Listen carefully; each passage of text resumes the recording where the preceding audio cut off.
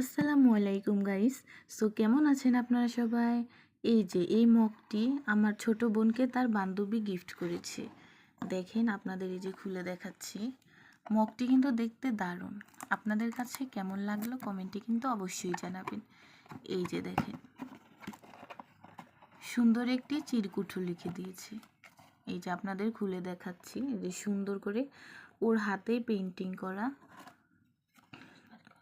আর এই যে সুন্দর করে লিখেছে, আমার বোনের নাম হচ্ছে মুন, ছোট বোনের নাম। তারপরে যে মাইন্ডের বেস্টি সুন্দর করে কিন্তু চিরকুটটা লিখেছে। আমার বোন কিন্তু এটা অনেক পছন্দ করেছে। এই যে অনেক সুন্দর করে একটি চিঠি লিখেছে। তারপরে এই যে গ্লাসটিও আপনাদের দেখাচ্ছি। এই যে গ্লাসটি কিন্তু অনেক সুন্দর।